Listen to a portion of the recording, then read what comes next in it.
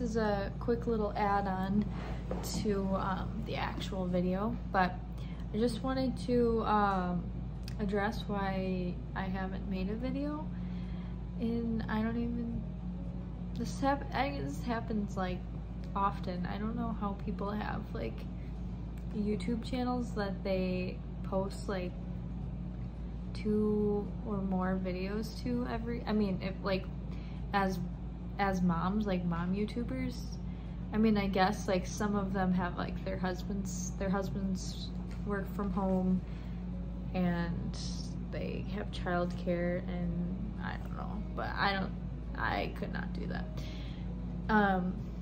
Normally I've been wanting to post like, you know, a video a week or at least every 2 weeks, but the reason why I haven't is because I became pregnant, and then I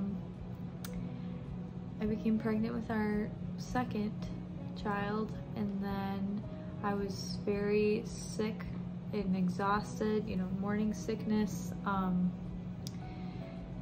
for a month or so, and then it kind of got a little better, but I still was pretty tired, and then I found out that I had a miscarriage,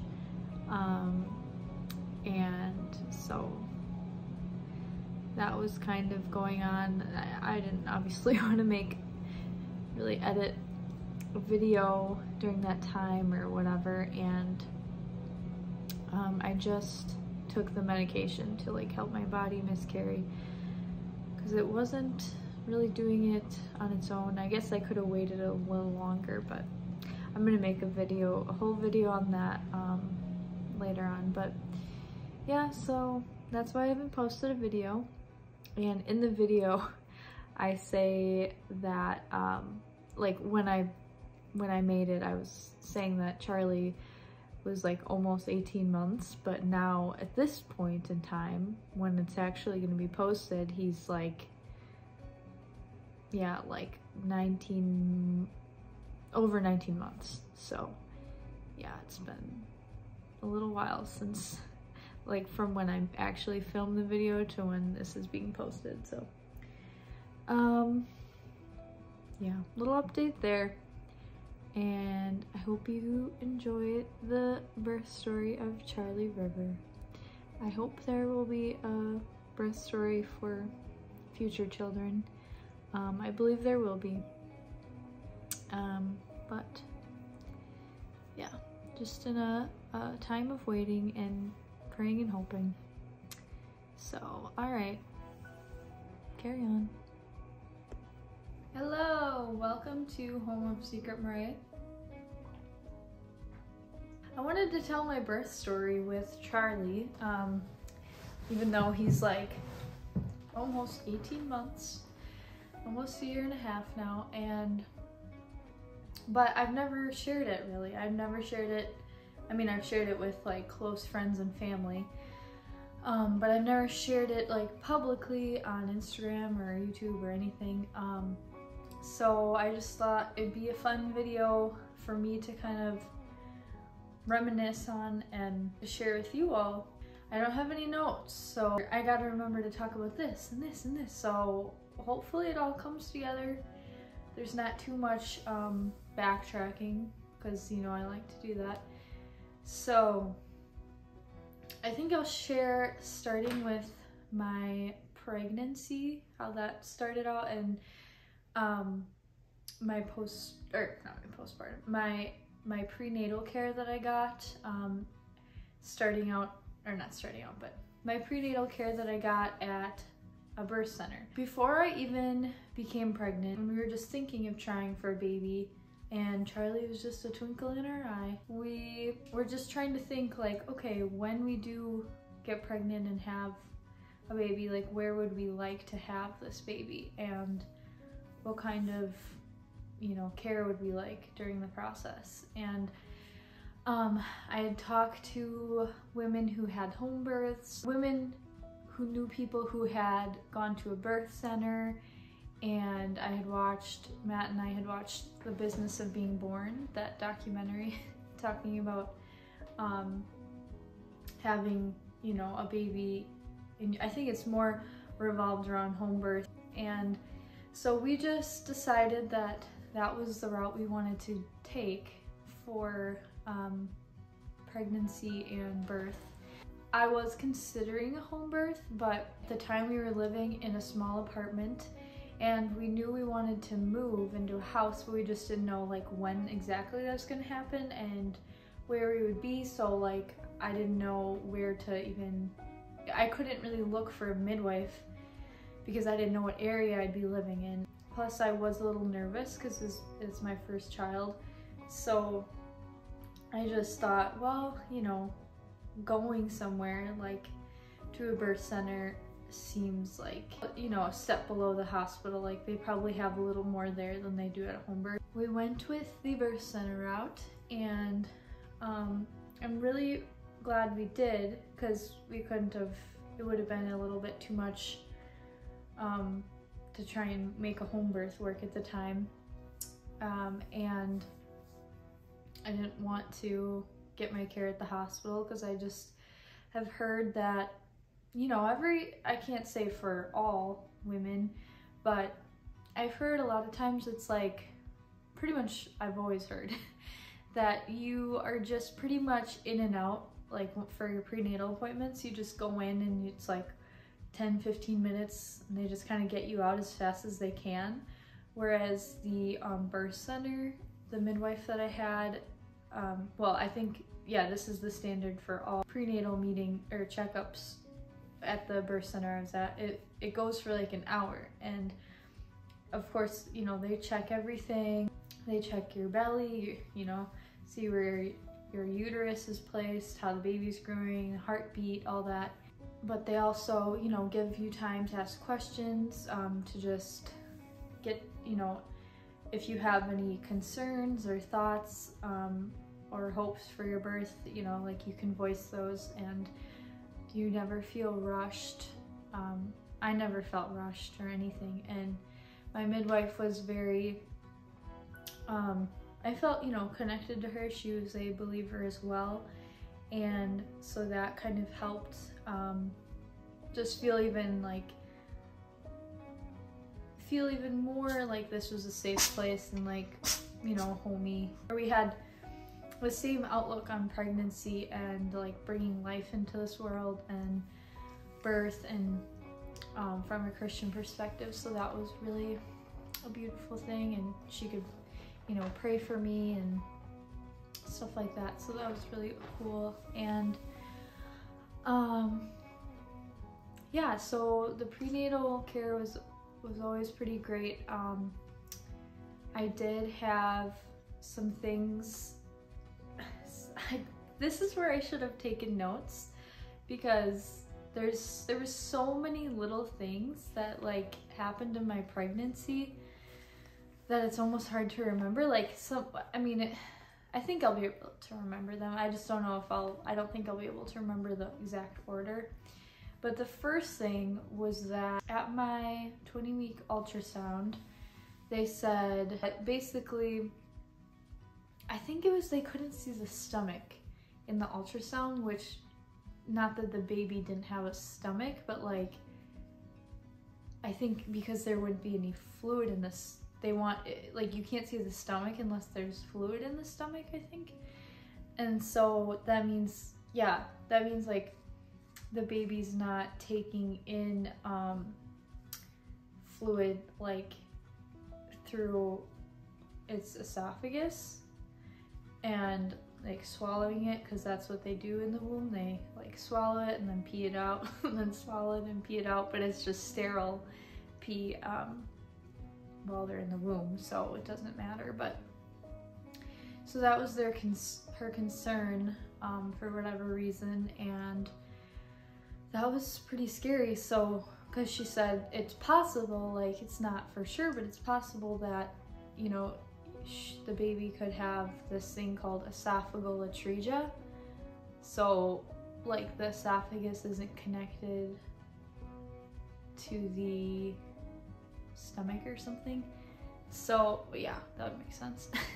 So I, you know, that just sent me just spinning. I was so anxious. I was just praying and praying and praying, and I mean, yeah, I don't know what made them not, like, to me, I mean, it's just weird because it's like, you know, it seems that they usually always see the stomach, you know, if everything's normal. So I'm like, so I was just really anxious and always, yeah, praying and always having to hand that over to God for, I think it was like 2 months straight, because I found that out. And then she said that I could get another ultrasound sooner, just like a regular ultrasound from, you know, just like a regular ultrasound tech, or I could wait to get a more thorough ultrasound at Children's Hospital, and that would be more thorough. They could kind of see a bit more. And at the time I was like, yeah, I think I want to just wait so I can do the Children's Hospital, because what if I, you know, go back to just the regular ultrasound tech and they say the same thing, though I feel like make me more worried, and I feel like the ultrasound at the Children's Hospital would be more reliable. And so I had to, you know, the appointment, the earliest I could get in to Children's Hospital would have been like 2 months from then, or longer, I think even. Yeah, I think it would have been even like 2.5 months or so. But after 2 months of waiting, I was like, I cannot wait anymore. This is just causing me too much anxiety to have to wait this long to figure this out. So I just messaged my midwife and asked, like, when is the soonest I can get in for just a normal ultrasound? Because I need to just do what I can to see if there's anything wrong, and like as soon as possible. And so I think it was the very next day I was able to get in. I just had to go, because normally the ultrasound tech would come to the birth center and that's where I would get the ultrasound, but she's only there on certain days, so I had to actually go to like the ultrasound clinic a bit further away from the birth center, and get the ultrasound there. And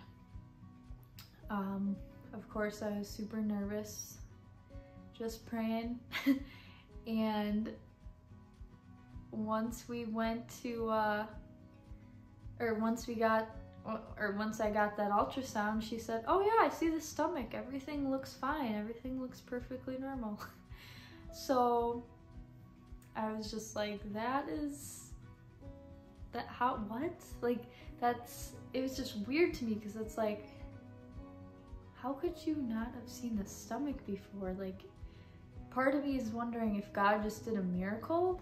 Like, I don't know, because on like every baby you can see the stomach that early. Like 20 weeks isn't like that early where it's hard to see things, I feel like, but I could be wrong. I was like 28 weeks at this point, so when I got the ultrasounds confirming that everything was fine with the esophagus and stomach. So, but at that appointment, I don't think she told me, the ultrasound tech, I don't think she told me anything was wrong there.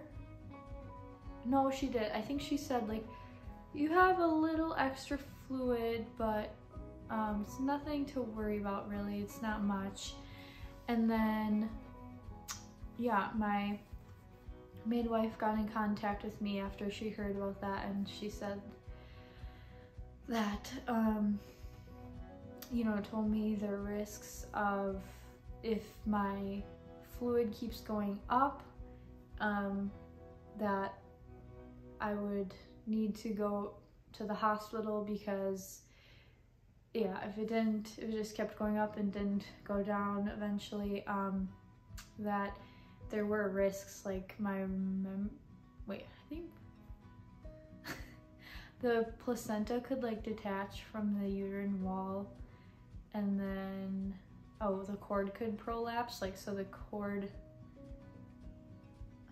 what does that even mean? I just remember she said that, like the cord, I don't know, but they're very rare. It was very rare for that to happen, and not super likely, unless my fluid was like way off the charts high.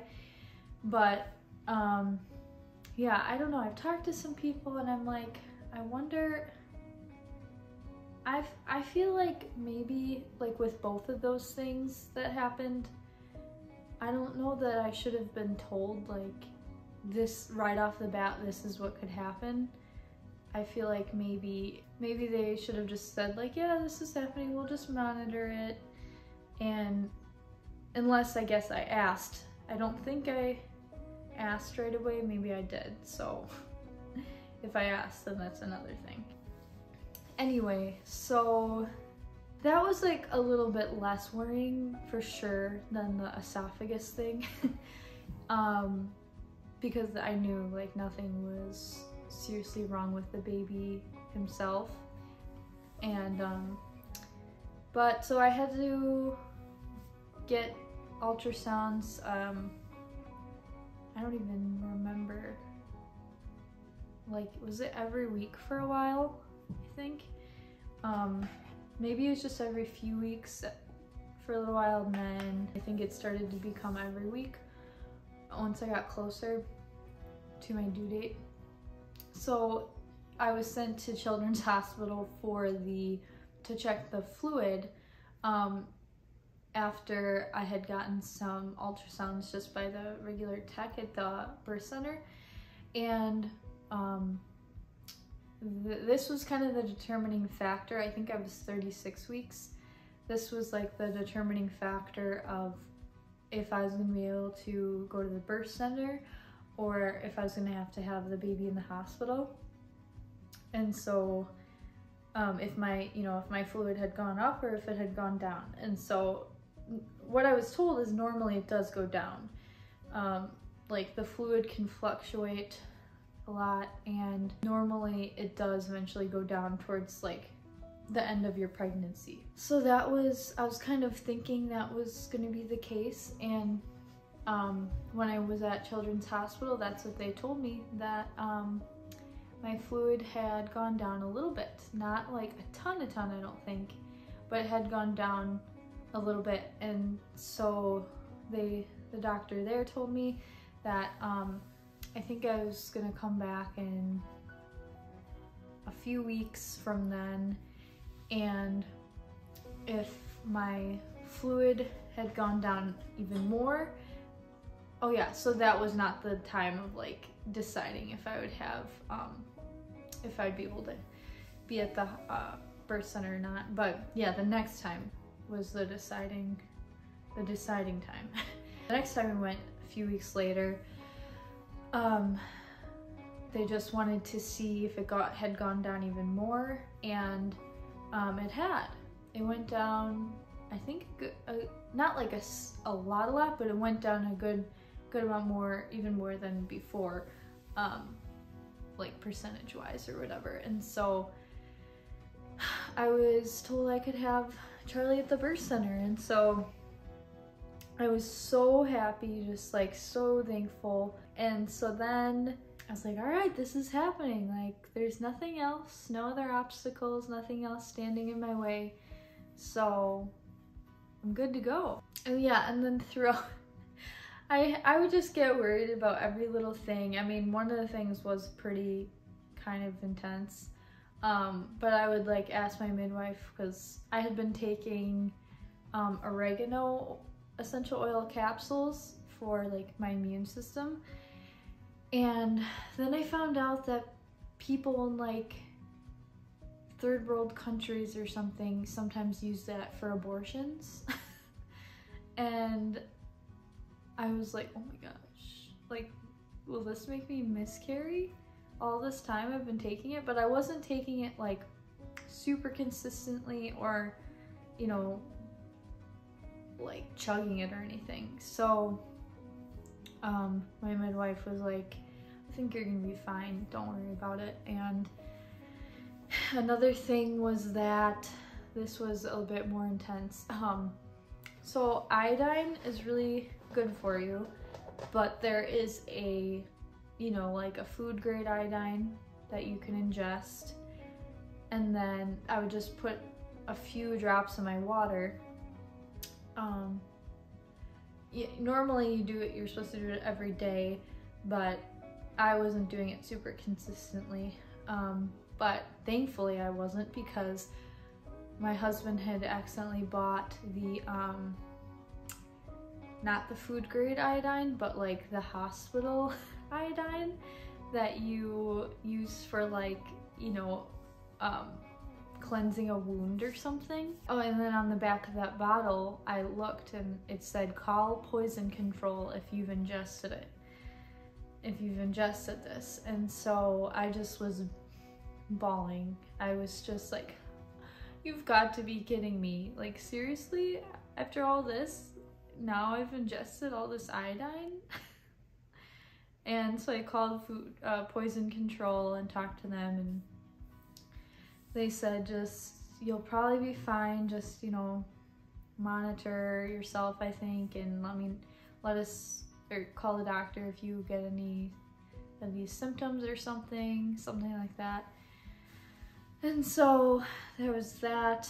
And then I had such bad back pain, like, I don't know, lower back pain, like, I don't know why it was this intense. It was like I couldn't even drive without like crying, or like, I don't know, or even sitting in the car not driving but just being like a passenger, I like had to lay down. Like, I couldn't just sit up straight. And oh gosh, I don't know, I guess it was just like the baby was pinching a nerve somewhere. And so that's when I started going to this chiropractor. She's a prenatal, she does like families and stuff too, and women who aren't pregnant, but she specializes in like prenatal, postpartum women and babies and children. So yeah, she's a nervous system centered chiropractor, and so yeah, she focuses on the nervous system, not really like cracking your back and stuff. So that actually really started to help me. Like, that was the only thing that would help me. So I would go every week for that. I think I was even going like 2 times a week for a little bit, just because my back was so bad. And yeah, like, I don't know when, I think that was earlier on. So I am a little bit out of order here. Oh yeah, another weird thing. This, I don't remember, I think this is more like the middle of my pregnancy, but I woke up one day and my eyes, like my vision was so blurry. Like, I couldn't even see. Like, I couldn't, it was like I was wearing like some really old person's glasses, you know, where it's so different from your vision and it's like you can't even see anything. That's what it was like. So I was like, what is going on? Like, I feel totally normal, but my vision is like this. Like, it was scary. And so over the course of like 5 hours, it started getting less blurry and less blurry. And so I went into the birth center for her to check me out, take my blood pressure. And yeah, by the time I got there, my vision was like almost totally normal, still slightly blurry. Or it was like another way of, you know, you can imagine it as if you've ever gotten your eyes dilated. That was what it was like. So she took my blood pressure and everything was normal. So that was just weird, because you would expect, like, I think that's a sign of preeclampsia, but if you have preeclampsia, your blood pressure is really high. So I'm not really sure what was going on there. But anyway, fast forward to later in my pregnancy. I think I was like 38 weeks, and I was just getting so like impatient. It was really hard for me to, I mean, like most, especially I think first time moms, like it's just like you just want your baby. Like you've waited all this time to become a mother, to like have your very own baby, and you just want it to be over. You want this baby in your arms. And so I decided, I think maybe I was 39 weeks. I don't know, 38 or 39 weeks. And I decided to take castor oil. I think it was 2 tablespoons, and because that is, you know, a lot of times that will bring on labor, but I think really only if your body's ready for labor does that usually work. I'm gonna back this up. Yeah, if your body's like ready for labor, then it'll often work, but if it's a little too early, then I think it'll just make you go diarrhea and possibly puke, not get sleep. So that's what happened to me. I didn't puke, but I had diarrhea, and I did have like some contractions, but it wasn't like anything major. Yeah, because it makes your like bowels contract, which then makes your uterus contract. And yeah, so then I had an appointment the next day with my midwife, and I hadn't asked her if I could take this, or, you know, and she was kind of disappointed that I did that without talking to her first. And she said, okay, just let's wait. If you're gonna take that, let's just wait until you're like 40 weeks. So, and I was like, I don't think I'll even take this at 40 weeks again.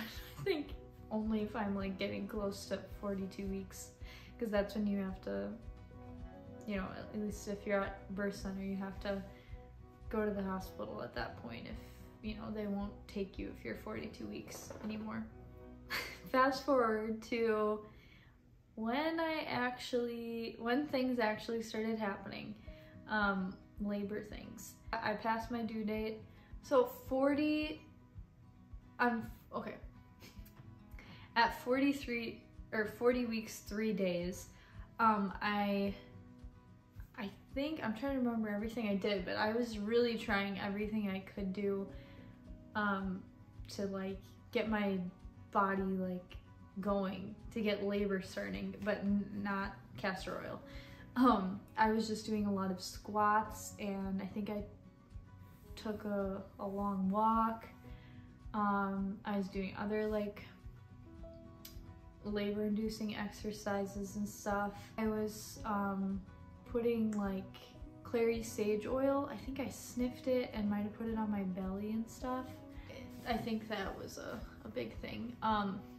So that was during the day on 40 weeks, 3 days. And then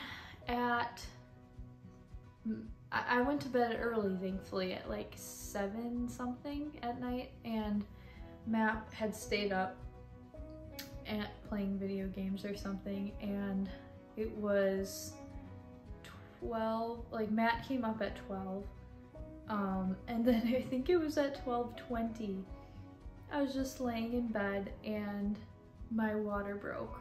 Like I just heard this pop and it just flooded out, just like a movie. And Matt had only slept like a few minutes so far. Thankfully I had already slept 4 hours. So yeah, though my water broke and the liquid was just pouring out like all over the bed. I stood up, it was just pouring out of me onto the floor. It was just crazy. And because I still had, like, yes, my amniotic fluid had gone down, but I still had an excess amount, like more than normal. And so it was even more fluid than, you know, the normal person, the normal woman. So, and normally your women's, not normally, but most of the time, women's like water break, a woman's water breaks when she's like in like active labor and is like about to have the baby. And so it's kind of like not super common, not that it's like not common at all, but not, it's not super common, I don't think, to have the water break like before you're even having contractions. So then I called the midwife and I woke up Matt and I was like, well, I think, yeah, he just heard me like freak out in a like, not like I was scared, but just in a like, oh my gosh. And that was like, I was a little bit nervous because, you know, of the possibility of the placenta detaching from the uterus if, you know, if your water broke before, especially that I was at home, like I wasn't at the birth center, so I couldn't, you know, I didn't know if the baby was okay, like if the placenta was still, like I didn't feel anything weird, but you know, like I said, my fluid had gone down, so the chances of anything like that happening were very slim. So I called my midwife. Well, actually, you're not guaranteed to have the midwife that you had for prenatal care at, like, as the one who's delivering your baby, because it's whatever midwife is on call at the birth center, at least where I was. I called the birth center and the midwife said, she asked me like if I had felt any movement from the baby at all since my water had broke, and I said no, not really, but sometimes, you know, the baby, you know, Charlie, I'll just say Charlie, Charlie didn't move like all the time, so I wasn't like super worried, but she just said, okay, well, because I lived kind of further from the birth center, like 55 minutes, and so she said, well, maybe go to the, like, you can come to the birth center, or yeah, I think we were on our way. She said we could come to the birth center, and we were like on our way, and then she called us like when we were like less than halfway there probably, and said like, well, I was just thinking, if you know, if you don't feel any movement from the baby, maybe you should stop at a hospital just so they can check the heart rate and everything, and if everything's fine, then you can come right to the birth center. And so that's what we did. We decided on a hospital we were gonna go to that we were kind of close to, and I just thought, okay, I'm just gonna, you know, hear the heartbeat and everything will be fine, and then I'll go get on my way to the birth center. So then we got to the hospital, and it took so, like, I think their computer was like not working right or something, and it took so long for like them to check us in and everything. Like, I don't even know what was going on, but I was just leaking fluid like onto the chair and stuff. Like, it was like, you know, like a nice chair, like not like a chair that a pregnant woman sits in with fluids leaking. And so that took a while, and then I got into this, I think it's called the triage room, and I was in there for a while, and they were monitoring. They took my they checked his heart rate first and everything was normal. They were monitoring if I was getting any contractions, and they said I was getting contractions, even though I couldn't really feel them, but they said I was getting them. They were just mild at that point yet. And then they took my blood pressure, and they said my blood pressure was very high. So they wanted to test me for preeclampsia. And I was just like, what? Like, I didn't know that you could get preeclampsia, like, you know, at the end of your pregnancy. Like, I thought it was something you had like almost the whole time. And my blood pressure had been totally normal like the whole time. I think my midwife later told me like, yeah, towards the end it started getting a little high, but not like anything to really worry about. So she didn't say anything to me. But like pretty much my whole pregnancy, my blood pressure was totally good. And so yeah, they tested me for preeclampsia, and I had preeclampsia. And like, to me, I thought I was doing everything healthy, but looking back, you know, my diet really wasn't that healthy, and you know, I did have a lot of stress from all of those things going on. And this is a different topic, but I was taking an iron supplement, which now I've learned more about iron, and anyway, I think that possibly could have contributed to it as well. And so I was just like kind of confused, and I talked to the midwife on call, and she said, well, now you have to stay at the hospital. You're not eligible to be at the birth center anymore because now you're high risk. And so I was just like, this is crazy. Like I was like thinking, you know, with his esophagus thing, I was like, I'm gonna have to have him in the hospital, and he's gonna have to be like have a surgery right after birth. And then that was fine. And then the fluid thing, which is actually called Polyhydramnios, like I was thinking I would have to have him in the hospital, and then that was fine, and I could have him in the birth center. And then like last minute they're like, oh no, you have to have him in the hospital. So it was like, I cried a little bit. I did, on the phone with her. And but I was just, you know, obviously more than anything wanted Charlie to be safe, and for him to be born healthily, and for me to be safe too, because I guess, you know, with preeclampsia, like your body's, you know, I think, yeah, your liver's like releasing toxins and stuff into your body, so your body's kind of getting sick, infected and stuff. And so then I was placed into like a, you know, bigger, nicer room where I would actually give birth. And so they told me to try and sleep, and I can't quite remember, like I think at that point it was like 3:30 in the morning or something. So I might have slept like a few hours, but like not too much at all. I was just like wired. Anyway, I think around 8:39 they started me on Pitocin, because yeah, they needed to induce me, I guess, because of the preeclampsia.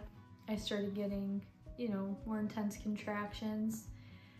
And then, you know, with Pitocin, it's a synthetic version of the natural hormone that your body produces, oxytocin. And with oxytocin hormones, when they're released in birth, it's like, it's more, you know, of a natural rhythm. Like the contractions aren't as intense, and you get a little bit more of a break in between. And yeah, they're just not, from what I heard, they're not as painful. And so I had Pitocin instead. And so that was making the contractions closer together and more intense, more painful. For a while, I was doing pretty good. Yeah, I started to just get really tired, and I wanted to obviously do a natural birth. Okay, my leg is asleep. I wanted to obviously do a natural birth. And then the nurses, labor and delivery nurses knew that. But eventually, because of just how intense these Pitocin contractions were, and I wasn't like able to have like a birth pool, you know, which would help a lot usually. And I didn't have like a midwife there to tell me like certain positions to get into that are, you know, relieve pain and everything. Like Matt didn't really know anything. The nurses, I don't think they knew too much either from what I can remember. And so eventually I was like, can I have an epidural? And it had been a long time. And then Matt was like trying to talk me out of it. And then the nurse actually was trying to talk me out of it too. So the nurse said, you know, I really think you can do this. Like you said, you want a natural birth, and I really want that to happen for you. And so she said I could take, I don't even know what it was, but it was like, not an epidural of course, but it was some like pain medicine that would kind of make me feel drunk a little bit. And like, it wouldn't take the pain away, but it would kind of distract me from it and numb it a little bit. And it wouldn't last, I don't think, yeah, she said it wouldn't last more than like an hour. Like if I took it again after that, it wouldn't be as strong as the first time. Like it would numb even less of the pain. And I don't even know if numbing is like the right word, but so I said, yeah, I'll take that, because these contractions from the Pitocin are just so intense. And because they just kept turning it up, like they would come in the room and say, okay, we need to turn up the Pitocin more. They did that like so many times, and Matt was like, can you just not like anymore? Can she just have a break? You know? And they're like, we need to do this. I'm like, I don't think you need to do this. Like, seriously, I think like I'm already on Pitocin and I'm getting really intense contractions. It's not like it's slowing down. So I think they said, okay, we'll give you a little more time, but then we have to come turn it up again. And so anyway, all that to say, they were very intense. And so I took that, and then she said, you can get into the shower. That helped me when I was having my baby, and so, you know, the hot water on your back. And so I was in the shower for like an hour, and that actually really helped me, along with that medicine that kind of made me feel a little drunk. I don't know what it was. I got out, and yeah, my contractions were super, super intense. And yeah, once I got out, I feel like the contractions got even more intense, and Matt said my back was like spasming, like it looked like there was a fish flopping in my back, he said. So I had him like putting hot pads on my back like non-stop. Like once the hot pad was like not hot anymore, I was like, you need to go heat that up. Like I would freak out. So he would go run into the hallway and like microwave the hot pad again when I was done with the contraction, and then run back. And yeah, he just, and you know, you have to think he was on like no sleep almost. I think, well, no, he probably got some sleep once we got into our room, you know, after like 3 something in the morning.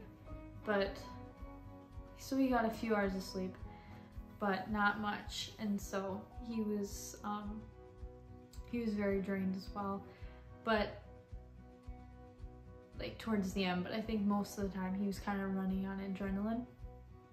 Then like my body just started having to push, like I could not control it, and now I know that's called like fetal ejection something. It's like a natural thing your body does, so you don't even have to, you know, when your body's ready to push, like it just pushes, you can't even stop it. And so I was confused because the nurse was like, you can't push yet because you'll tear or something. I don't know what exactly she said, but I was like, I cannot not push, like I don't, what? Like I have to. And I was laying in a very uncomfortable position. I was just laying on the bed, like on my side, and I think for a long time, well before that, I was just like on a birthing ball, just like going back and forth. Like I think I was like biting into the birthing ball. I was, yeah, on the bed, the birthing ball was on the bed, and I was like leaning over it, just rolling back and forth, like biting into the ball and like moaning. So I think, yeah, that was before I had to like, I think that was before I took a shower and everything, but yeah, I was just pushing, couldn't help it, and then, but it wasn't like, I guess, I don't know, like I wasn't pushing, I don't know that I was pushing like on contractions, or I don't know when, like if they were very effective pushes or what they were doing, but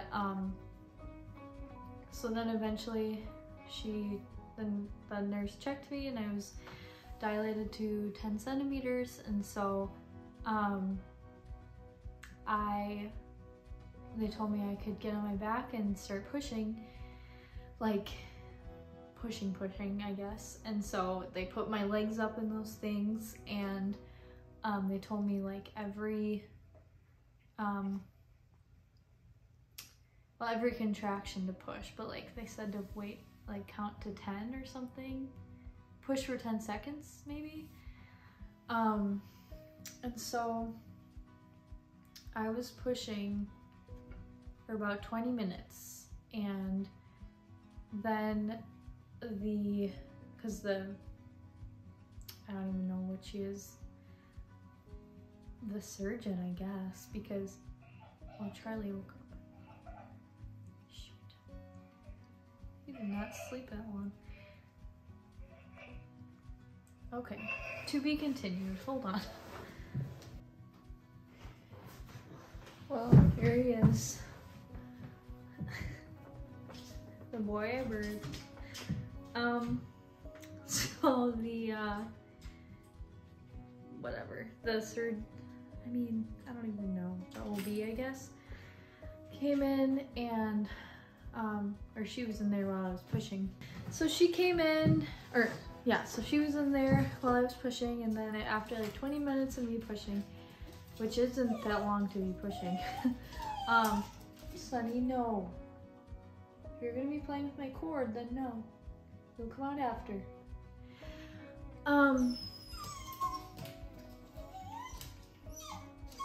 So she was like, I think we need to cut you, like episiotomy. Cut you open, it just needs to happen. The baby's not coming out. And so my husband was like, I was like so confused, I'm like, what? And then my husband was like, Secret, do you want to just do a few more pushes? And then I was like, sure. And so,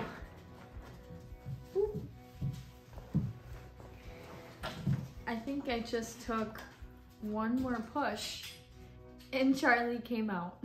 She was gonna cut me open. Not my stomach, but my vagina. And so,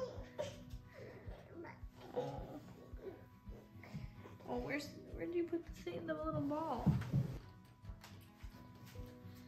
I think my dog just ate my microphone thing, so he just licked his chops.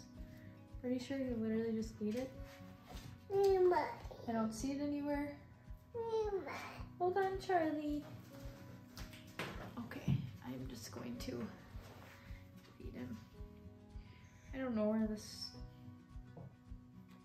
microphone top went, unless, I mean, my only thing is that Sunny probably ate it, so that's cool.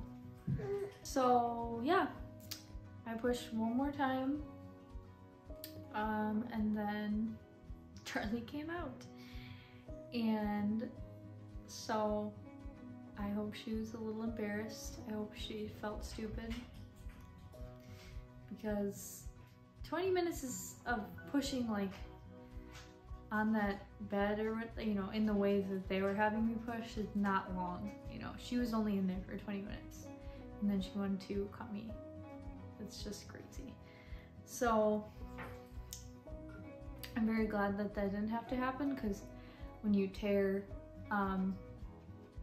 if you tear naturally, you know, opposed to having it just cut, snipped, the healing is a lot easier because it mends, the skin mends back together easier.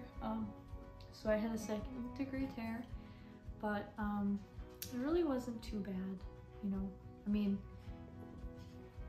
I had to kind of waddle, but you know, it didn't take too long for me to be able to like walk normal and stuff. But yeah, he was born, and well, he wasn't, I know this, I've heard this is pretty normal. It's right here.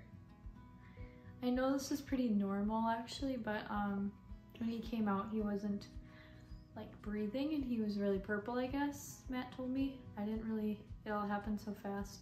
I didn't really see. And so they took him to the little like table thing right away and like suctioned out the stuff out of his throat.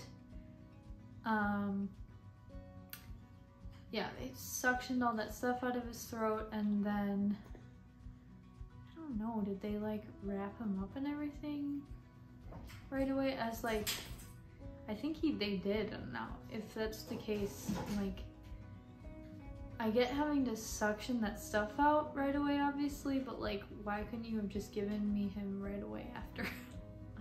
I don't know, I feel like they put like a little hat on him and stuff before they gave him to me. But yeah, it was probably only like 5 minutes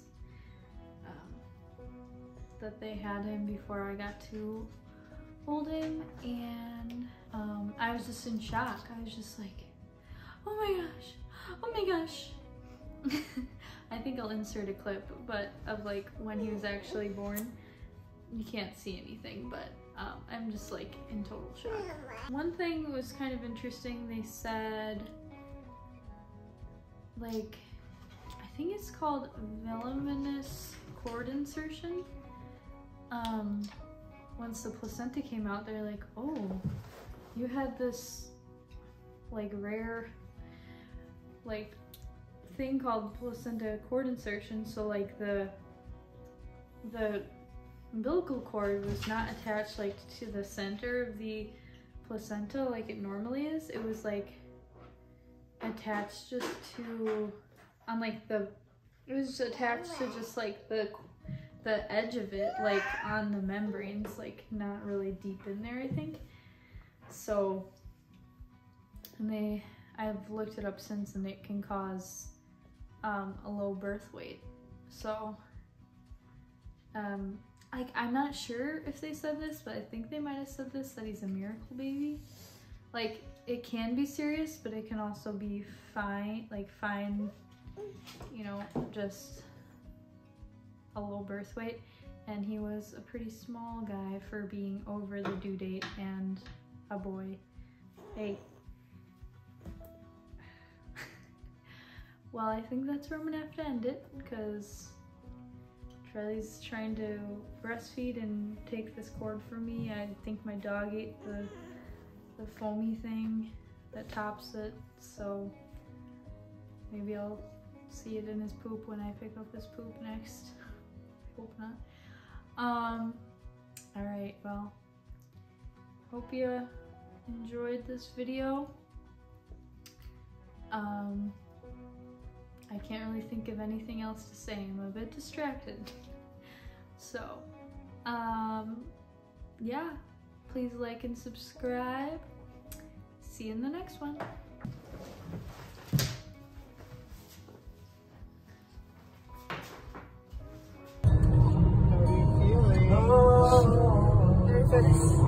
Nervous? Or should I just broke a little?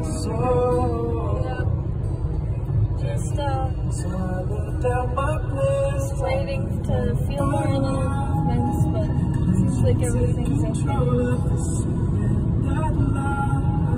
I'm so excited.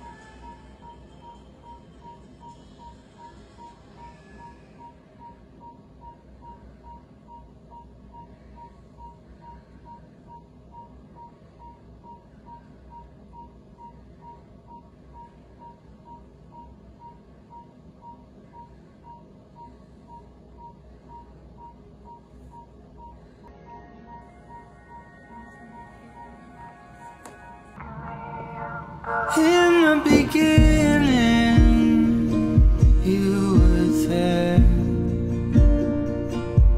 In the end, you're only there. Lord, when I'm overwhelmed, I'm in your hands. I know I am.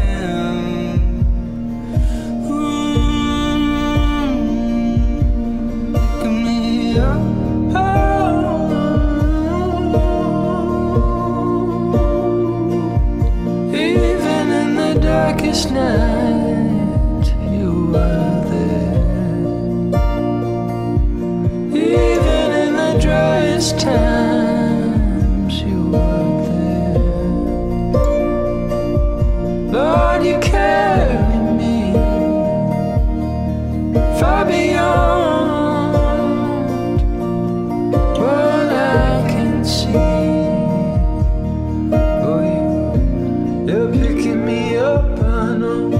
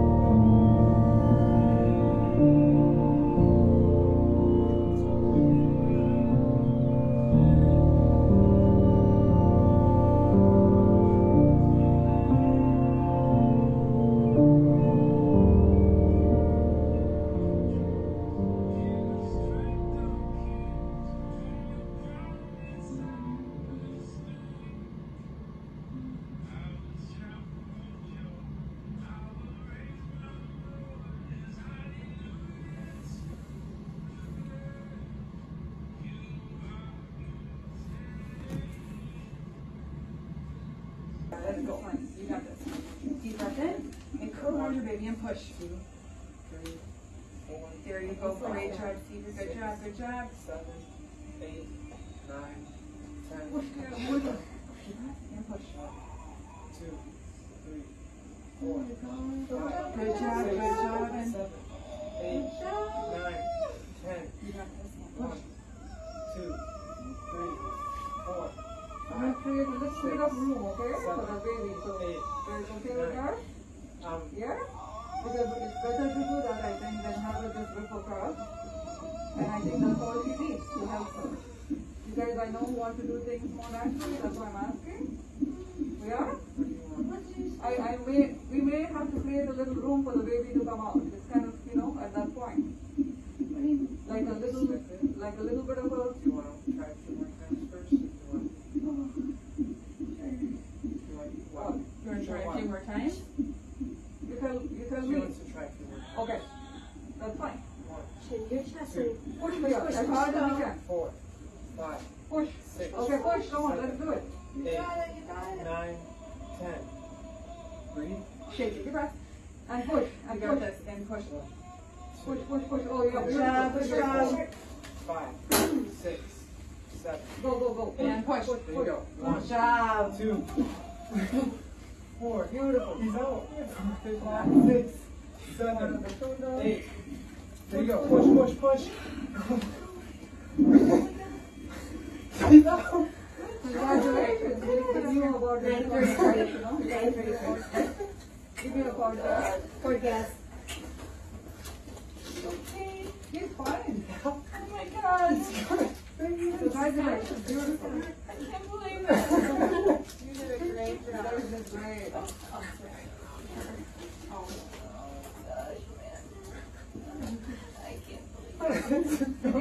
Did you want to cut the cord there? Did you cut cut the cord, yes? Yeah, okay. No, it's the... Do you want to cut the cord? Sure. Okay. Yeah. Okay. Do this. Oh my gosh. Take the scissors. Go ahead and cut. In between the two.